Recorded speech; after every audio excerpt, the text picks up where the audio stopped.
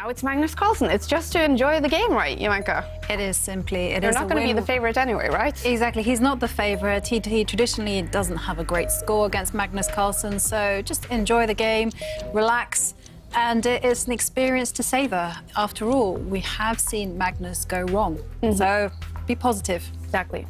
Meanwhile, it is the Spanish opening, something we also call the Roy Lopez. And this is very mainline, this is very typical. We actually saw this position, until the last move, we saw this position arise plenty in the World Championship, where Magnus had the black pieces. This is one of the most historic openings in chess. I think every grandmaster at some point has had this position on the board. It's also one of the first ones we teach young players, because often it's about occupying the center. White will try and push a pawn in the middle of the board, just like Eric did actually in the last game. And then from there, it's about planning, it's about placement of pieces, and a lot of tension. There won't be many exchanges early in this game. And, OK, meanwhile, Eric thinking, I'm expecting to see him bring his knight actually to the side of the board to hit White's light-squared bishop to try and trade that one off. That's what he played yesterday in one game. And Eric, he's actually a big expert from the white side as well of this position. So really interesting to see the psychology at play. Both sides have had this position plenty of times, with white, with black. And, yeah, Magnus, he's kind of served with both hands so far. He played very different openings on the first 2 days to the openings he started playing today. That just shows flexibility, and that's what you need at the top level now. You need to surprise your opponent in a way, but you also need to guide it into territory where you're very comfortable. Magnus, who we know has been down with COVID over the last few days, hopefully starting to feel better. What should you do, Joachim, when you have had sickness in your house? I mean, does that stick as well to the walls? No, I wouldn't say that it stick to the walls, but it's always from a psychological point of view to refresh the air, obviously. I know. That's something you usually do. You change the sheets, you change the clothes, wash the clothes, but also the air, obviously, because there's something about smelling sickness in the air. Yeah, I know. I couldn't put any information on that, but a monitor or something that actually measures the air will definitely help with identifying if there's something in the air. Usually it is a lot of things in the air, because it's about stale air. If you're laying down, if you're sick, you're not moving around, and then the air becomes stale, and you just basically fill up that air because you're just at home. Or you just spend time in that environment. Yeah, true. That's exactly, because you stay more at home as well when you are sick. But also with COVID, I bet that more people will stay in home office, right? COVID is hopefully over now, but still, I think people enjoy having home office from time to time. So it must be getting more and more important as well for your home environment to have better air quality, because you're probably going to spend more time at home. Absolutely. Yeah. All right, moves coming out, David. Yep, meanwhile, the moves are starting to speed up. But Eric did spend a couple of minutes playing a move, or thinking about a move that he played yesterday, a move he's played plenty of times in his career. Maybe that just shows a lack of confidence from Eric, doing something similar to what he did against Anish Giri. He hasn't spent that long, but he did definitely pause, and he's seen this position before, so it's very surprising to have that early think. Those 2 extra minutes could have been really useful later in the game. Meanwhile, Black did bring the knight to the side of the board as predicted, and now we do see a bit of a clash in the middle with a lot of tension. Look at the pawns. They're staring down each other, and the main move here, or the move that Eric employed yesterday, was to bring his queen actually just 1 square as Black, just to kind of support his center from afar. So not to touch any pawns, not to break the tension. Some trades might happen in the middle of the board, but you want it to be on your terms. You don't want to spend the time making those trades and actually freeing up your opponent's position. You want to let them spend their move exchanging things. So I'm expecting to see Eric just maintain the tension right now, either by just moving his queen or retreating the Black knight. Either way, he needs to protect his central pawns as Black. So he needs to move fast as well. He's seen this position plenty of times before. I think I've actually even played Eric in this position online in Blitz chess before, when I was Black. So he definitely knows the plans from both colours, from both sides. It's just surprising to see him even spend a few seconds. The top players like Magnus Carlsen, if they know the position, they'll just play instantly. They trust their instincts. They trust their homework from before. But what is Magnus doing on Eric's time here? Is he trying to recall something, or is he sleeping? Meditating. The thing is, though, this has all been played before. It's kind of like standard mainstream stuff. I'm not really sure why Eric is thinking so much. I mean, it's kind of showing that he's a little bit nervous, a little bit hesitant. Maybe he didn't expect this. Maybe he's kind of like double guessing himself, overthinking the situation. But he has to just continue with what he's prepared and play quickly. That will definitely put Magnus off. It's not just the lack of time that he'll have for later in the game, it's also a sign to your opponent. I mean, for example, here, Magnus has actually built up a lot of time on the clock. He's got 17 minutes now. He only started with 15, so he's gained 2 minutes. Eric has spent a bit of time, but inside, Magnus must be thinking, OK, he's not confident. He's not familiar with the position. That is only a bonus. So you're kind of boosting your opponent's confidence while burning your own time. It's not a good sign. And meanwhile, we did see a trade of one set of pawns in the centre, but now the fight still is about the middle of the board. Black's knight retreated to put some pressure on White's middle pawns, White's central pawns there, and White's knight has gone to the side, but it is looking back towards the centre. So if we see another trade of pawns in the middle of the board, then White's knights are ready to pounce to great squares. So there's actually a few moves in this position. The most common move, I was about to say, is to push this pawn on the side of the board, just to push it one square further to destabilise White's knight on the left there. I'm expecting to see Eric play that soon, hopefully, because that's the only logical follow-up to his previous move. If you push a pawn one square, you might as well continue pushing it. And once White's knight retreats, then Black can decide what to do with his light squared bishop that's still on its start square. Ideally, you want to connect your rooks in every position. So Black wants to connect his rooks and then decide where to put them later in the game. This position's still well known. It's been known for hundreds of years. So it's slightly surprising that Eric is still thinking. And head down now, just maybe trying to remember. Seems a little frustrated. But for beginners like Joachim and me, is this a quite instructive game by Magnus Carlsen, taking center, developing pieces, getting his king to safety? Yeah, the same themes as the last game, actually. Yeah. White's setup is almost identical to what Eric did in the previous game. Black's setup is different this time, but yeah, this is, I mean, these are just the few things to remember. Centralize the pieces. Of course, try and put your pawns in the middle of the board if possible, but centralize your pieces to back them up. So if the pawns ever get traded or get eliminated, then your pieces are ready to occupy those squares. And if you look in the middle, the 4 central squares, so on the E and D lines, those 4, that middle block, it's all about those squares. And the reason White has a small advantage, just traditionally in this type of position, and the reason the computer slightly prefers White's position is because White has 2 pawns in the middle, Black only has 1. So White is the one choosing to release the tension. White can push a pawn in the middle to gain a bit more space, kick away a Black knight, or White can trade. You can, just having that choice normally gives you the advantage, being the one who can break the tension. And for example, if Black is the one to take a pawn in the middle of the board, then White's still occupying the center with 1 pawn, Black having no more presence there. So yeah, it's difficult to kind of explain the specifics because it's such a complicated position. Everything's still on the board, but in general, pawns in the middle, support them with pieces, ideally, especially with knights in the center of the board, and then it's time to bring the rooks towards the center, and you go from there. And Eric actually choosing the second most popular move here. And this knight move is just a disruptive move. You know, it's just designed to drive the light squared bishop 1 square back and just say to White, hey, your rook and bishop are out of play.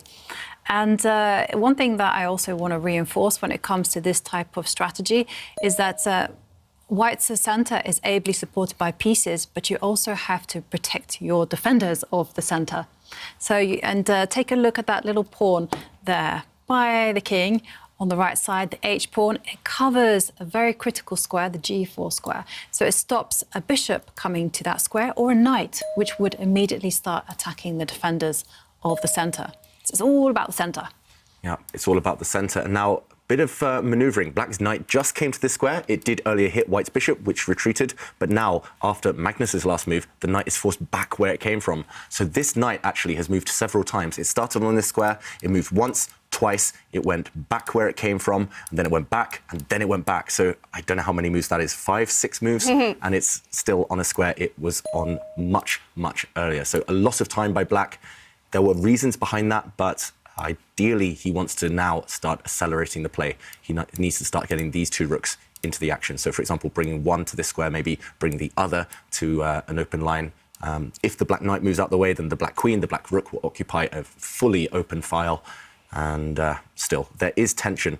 White has some vague threats of hitting this pawn eventually, Also, white is still the one, as we mentioned earlier, with the key to the center, because white can take any time he wants. That would be a safety first approach, just to make things symmetrical, or white can gain space. For example, if black moves, white can push forward and block things up, but white has the furthest advanced pawn in the center, and that gives a long-term advantage. So, yeah, right now, Eric's still facing some problems. I would centralize one of the rooks. I'm not sure which rook right now, but those two are the only pieces still not doing much.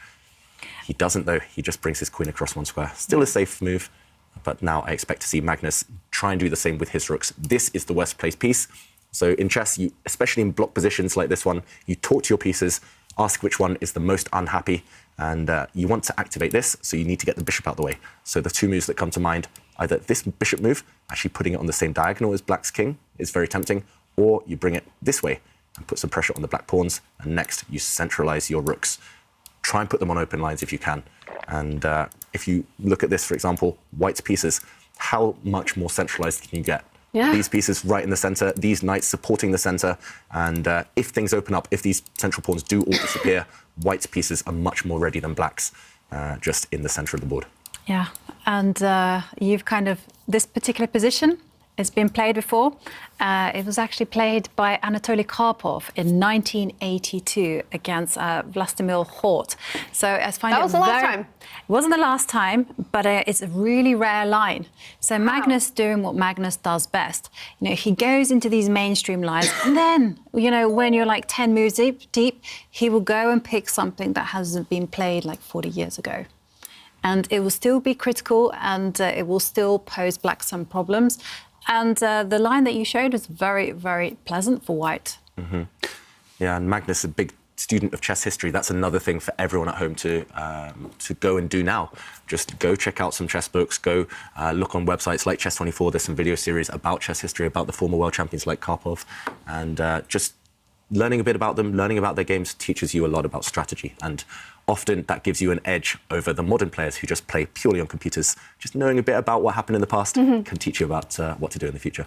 So is it very common to have these different strategies that you like go through in your head, like you know that like famous chess players have done before, and you use those to like map out your strategy? Yeah, definitely. And I think personally the most useful thing is just a stylistic thing. So for example, I think of myself as, well, I used to think of myself as an attacking player. These days, I like my slow, steady kind of build-up positions where it is geared towards winning in the endgame, tiring my opponent out.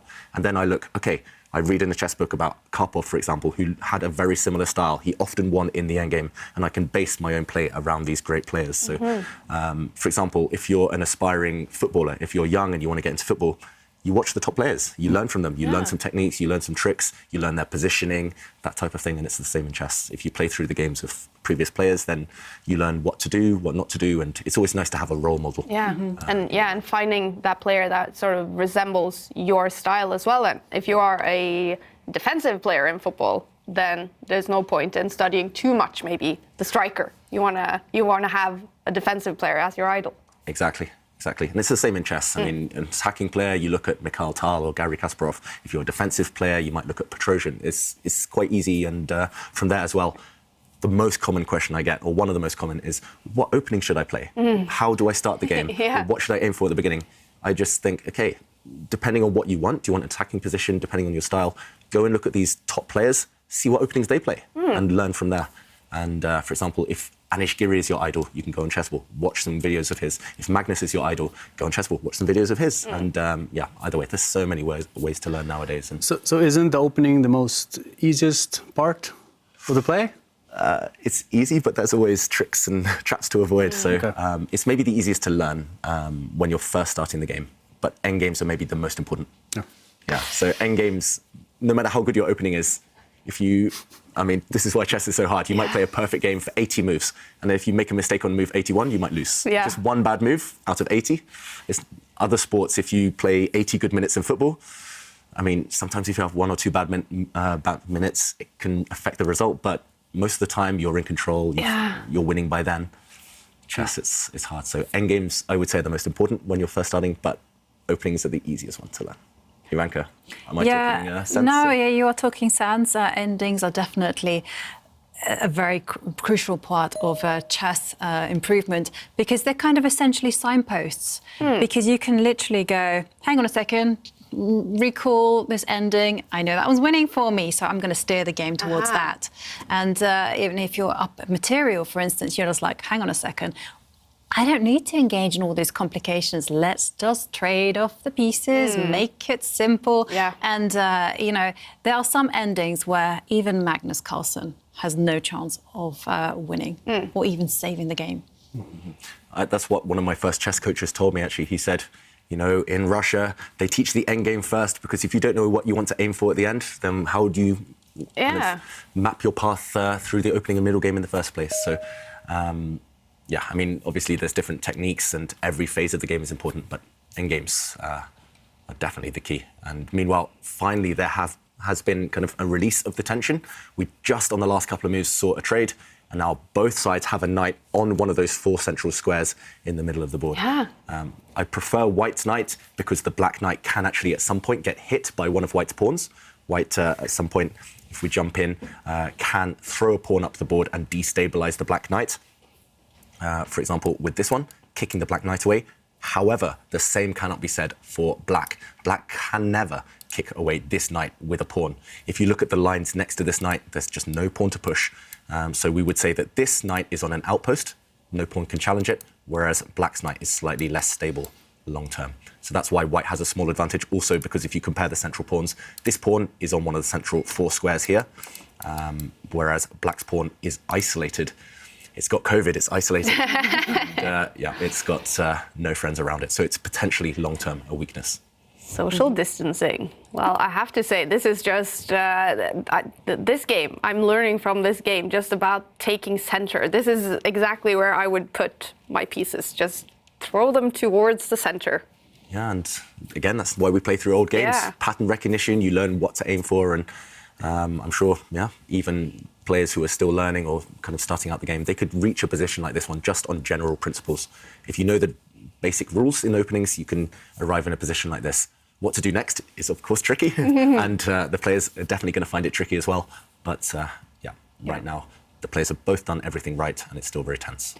And whilst the tense situation occurs over the board, I want to relieve the atmosphere here, and I want to show you some selfies. Yay. And the first one comes from our good friend, Ginger GM, Simon Williams, who says, oh my God, David Howell is on TV. That's my night sorted. And then we have another selfie from Nard ONG Putik, who says, rooting for Prague to win. Hey. And just listening to, oh, that's very nice. Ivanka's lovely accent, watching from Saudi Arabia. Thank you very much, Nard, for that compliment. And Asger says, is watching from Minneapolis and Minnesota, and I must say the Puma jacket though is cool on David. Everyone, I am seeing a lot of compliments on the Puma jacket, and some people saying they want some as well. Yeah, it feels weird sitting without the tie though, without the suit. I mean, yeah, like more than 100 so show chill. you've been in here with your suit, and then suddenly in like a sports jacket. Yeah, I'm a new man. Yeah. New man. And one final selfie. Chris Bird says that he's at home in Tucson, Arizona, which, by the way, has some of the best quality in air in the US. Oh. Wow. Yeah. Okay. It's important to have a good air quality because, okay, I'm maybe not going to make too many friends here, but I went for Christmas to England, to London, and I love London. It's like my home city. I love it to bits. But when I stepped off the train, I was like, it was like I felt really bad. Yeah. And I think I've been spoilt by the Norwegian mountains a little bit. Yeah, and I got used to it. Everything is relative. Well, you know, is there a list of the worst cities in the world when it comes to air quality? Not to speak badly of anyone, but, you know. There is a list with the cities that have a lot of pollution, for sure. But I tend to focus on the cities who actually have good air quality instead. So what would be a good, if you want to go to a big city for a weekend and have some good time, but you don't want to go to a place with bad air quality? Oslo. Really? Oslo is one of the best air quality cities. Well, if you go a little bit north and discover the beautiful Marka and everything that has to do with that. But in general, obviously, cities in general have a lot of combustion from cars, emissions. So in general, if you want to experience really, truly good air, don't go to the city, I'd say. Exactly. Yeah, and just a question as well, because a moment ago we saw Magnus Carlsen's air quality stats come up, and we've talked about CO2 levels, we've talked about a few things, but is there a perfect temperature for a home office or perfect humidity? Because the 2 red circles I saw in Magnus Carlsen's air quality, they were temperature and humidity. Do those affect things much? Personally, I can't play in the heat. Well, we do have this. We have general guidelines that says 22 degrees is the optimum in office environments and in home environments with typical indoor clothes. But there's always going to be 20% of the people, depending on the gender, depending on airflow, depending on different factors, that's going to say that 22 degrees is not the optimum air temperature in the air. That has to do with the thermal comfort, which has some divergence from people to people, but generally 22 degrees is an optimum. You could potentially solve this big dilemma that we have in the chess world when it comes to chess tournaments. In chess tournaments, normally the air runs quite cold. Yep. And you see the men are very comfortable, but the women are freezing. Yeah. So what is the ideal temperature for a woman and a man? 22 degrees. So still 22 degrees? Yeah, 22 degrees. In the end, it doesn't matter. If you find an optimum, if you do scientific studies, 20% of the people, if it's 10 people, 2 of the 10 people are not going to be satisfied anyway. Yeah. Okay. Regardless. Yeah. So 22 degrees. Oh. Okay, well, there's a lesson also to tournament organisers all over the place. Yeah. 22 degrees. Okay. Yeah, finally solved that age-long debate. Age-old debate. I can definitely envision that in these huge halls, and then the women with like wool scarves and just freezing, and the men are like, whew, it's so warm. I played in a tournament. I played in a tournament once where every single woman had their coat on, their scarf, and some of the men who were quite big actually, they were like there in t-shirts, and we were like, not fair. But then it's super important to monitor the air, so you actually know that well, it is 22 degrees. Yeah. So then So that old lady in the corner wearing the big jacket and all, you can show the data at least. Yeah, true. That has some psychological. Yeah, that's true. Oh, okay, so it is 22 degrees. Okay, maybe it is not that cold. And then, All right, what's happening on the board, David? I do hear some pings. Yeah, meanwhile, it's all about maneuvering right now because actually nothing's changed in the center of the board. Both players just kind of tiptoeing around. It's very, very reminiscent as well of the last game where Erik played against Anish Giri. It feels like the tension is still bubbling, but it's all about whether he has enough time left on the clock for when the action actually starts. And the same move that Anish employed against Erik earlier in the last round has now been used by Erik himself. He's maybe learnt from what Giri did against him, and he's just pushed his B pawn forward 1 square. He's trying to distract Magnus on this left side of the board. He's trying to open up lines. If you look at the black queen, look at the black rook behind it, they're trying to open up lines for themselves. But Magnus, he's not touching that side of the board. He's playing now in the center where his pieces are, where they are stronger, and that's great strategy. If you're stronger on one side of the board, play there. Ignore your opponent's plans. It does tend to become a race, but if you touch pawns on the side you're weaker, bad things will happen. And, meanwhile, Black's knight was attacked in the center. It has now retreated. And Erik has 6 minutes this time. Things are heating up. We see maybe there will be pawn pushes in the center. Things will explode open. And 6 minutes is much better than his previous game when, he really, really went wrong quite quickly. So I like what Erik is doing, despite what the computer evaluation says. I do prefer White's position, but I think Black is at least trying to create some counterplay on this left side of the board. And if he can break through there, Magnus won't have it all his way. And isn't he extremely safe with his king, Erik Hansen? Yeah. He seems untouchable. That's one phrase we coined last season, right? Knights are a king's best friend. And those 2 black knights are going to act as defenders. And they need to, because an attack will brew against the black king. Normally, actually, when a side occupies the center, like White is doing, that is the launch pad for an attack against the opponent's king. You can very rarely see an attack being successful if you don't have central control. So, Magnus, He's been yo-yoing with that bishop back and forth the entire game. But look at white's pieces now, the knights, the rooks, all of them. After this pawn push, the knight dropping back. Magnus now, look at this formation. 4 pieces in a row, Whoa. 3 pieces in a row. This is kind of chess strategy 101. And despite allowing a pawn trade here, despite allowing this open line, the queen and rook, they're just hitting thin air.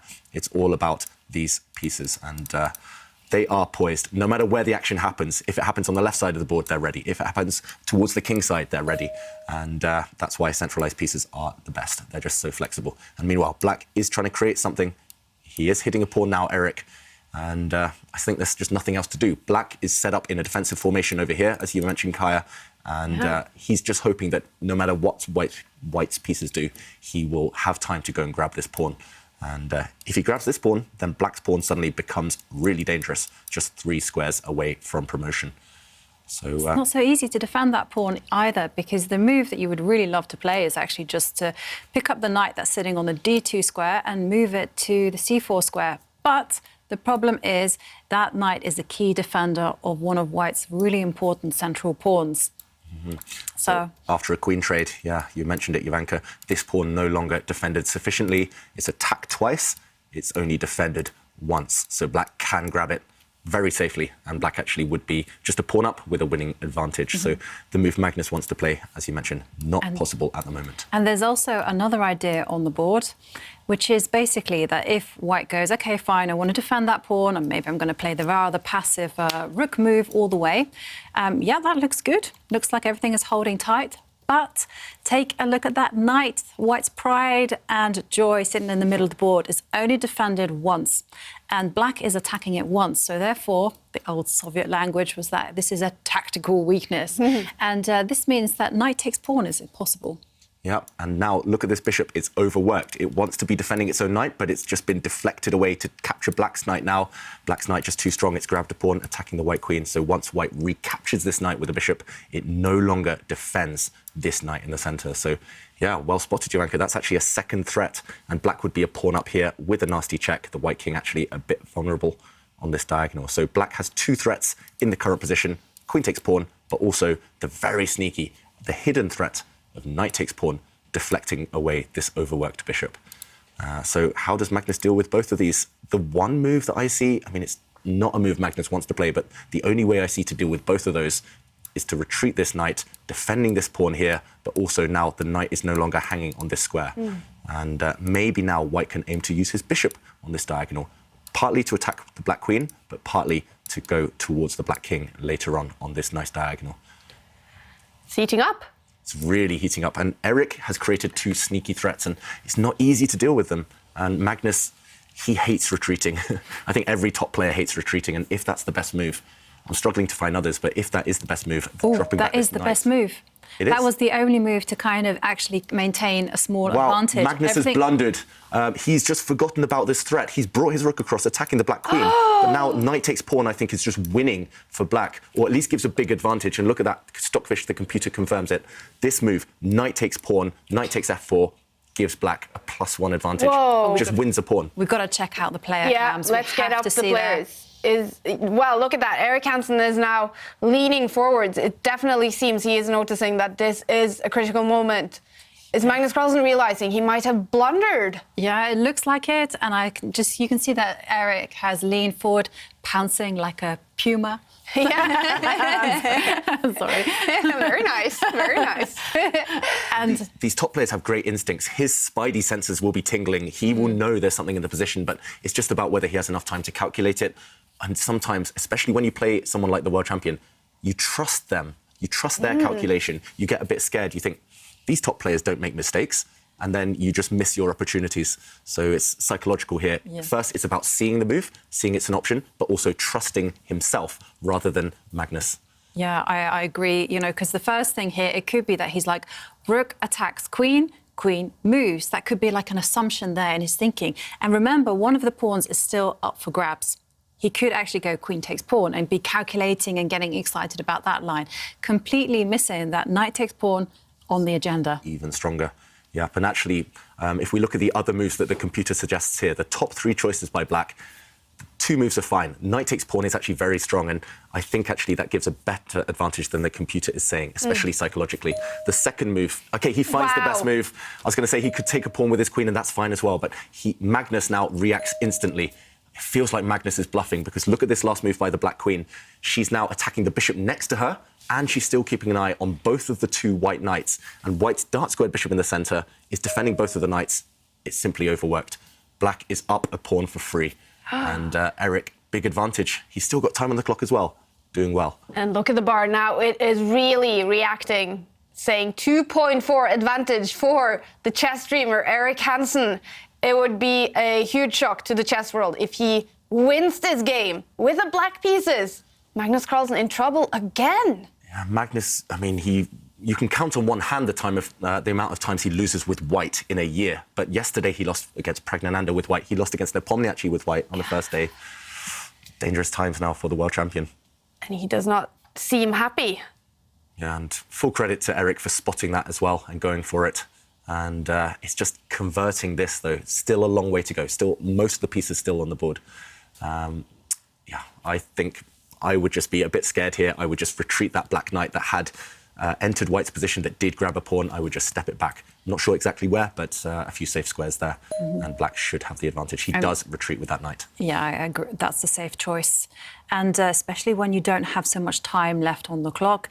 And I'm sure that Eric has just had an adrenaline rush when he's played that knight takes pawn, because, you know, before he didn't perhaps contemplate the idea that he could win against Magnus, and now it's on the cards. And this is where players start to get nervous.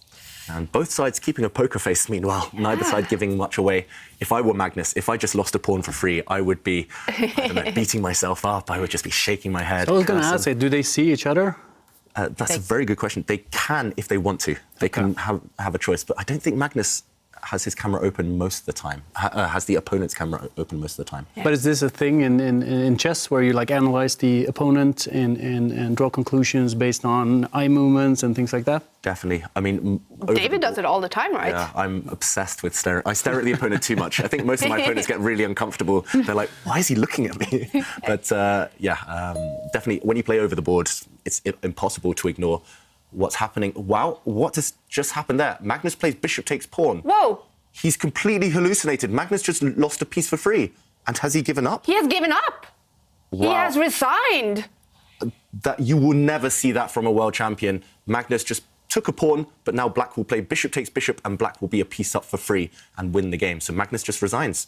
What is up with the world champion? This is a huge development. Eric Hansen, the second lowest ranked player in the tournament, the chess streamer, has just beaten, with the black pieces, the world champion. And Magnus is still sitting looking at this. What is he thinking, David? I don't know. He must be really surprised and shocked with himself, because it appears like he hallucinated something. Yeah, sometimes we talk about chess blindness. Sometimes you just make assumptions, you just forget about something. For example, maybe here he just forgot his bishop could be captured by the black light-squared bishop, and he's just a piece down. Something just went wrong in his calculations there. Maybe that was on his mind, but he just played it in the wrong order. That can happen too. Sometimes that's the second move in your mind.